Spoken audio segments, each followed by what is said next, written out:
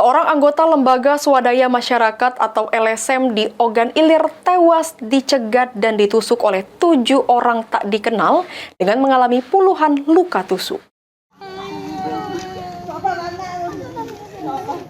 Tangis haru keluarga saat melihat korban bernama Yongki Aryansyah yang sudah dalam kondisi tidak bernyawa lagi di RSUD Ogan Ilir. Korban diketahui anggota LSM di Ogan Ilir sudah dihabisi nyawanya saat mengendarai mobil di lingkungan Balai Benih Ikan Ogan Ilir di Desa Tanjung Pering, Kecamatan Indralaya Utara. Menurut saksi mata, jika awalnya korban dan dirinya datang ke BBI untuk mengambil bibit ikan, namun saat pulang kendaraan korban dihadang operator alat berat.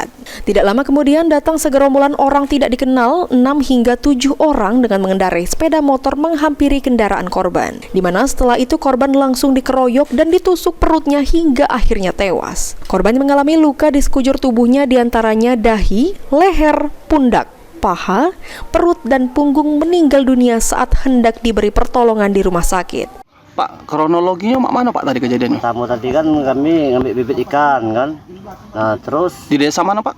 desa Tanjung Senai. Tanjung Senai di pembibitan ikan kan. Nah terus kami lewat kan, dicegat lah mobil kami oleh alat berat kan. Alat berat ada ya proyek di sana tadi kan. Nah terus itu turun kami numpang lewat. Katanya tunggu dulu, ada yang ini kan, katanya ada yang diomongi katanya tadi kan. Nah habis itu datanglah 2 motor kan, turun itu langsung ninju ongki kan. Nah habis itu nyabut pisau pelaku tadi, langsung nuja ongki, langsung sempat inilah tadi rame sih tadi kan. Kapolres Ogan Ilir AKBP Bagus mengatakan saat ini pihaknya telah memeriksa 7 orang saksi, di mana ada 1 orang bakal calon tersangka inisial R yang masih mengalami luka tusuk dan luka tembak dilarikan ke rumah sakit di Palembang. Saat ini sedang melakukan penyelidikan intensif. Beberapa saksi sudah kita periksa, kurang lebih ada 7 saksi yang sudah kita periksa. Kemudian barang bukti juga sudah kita amankan, termasuk pisau, terus keris juga ada, sudah kita amankan. Jadi untuk sampai saat ini masih dalam penyelidikan.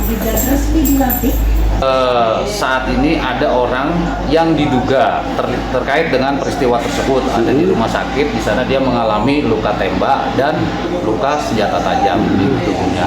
Untuk lebih jelasnya nanti ya kami untuk keterkaitannya bagaimana nanti akan kami informasikan setelah kami dapat faktanya. Karena yang bersangkutan juga saat ini belum sadar belum bisa untuk dimintai keterangan. Ahmad Romawi, PAL TV.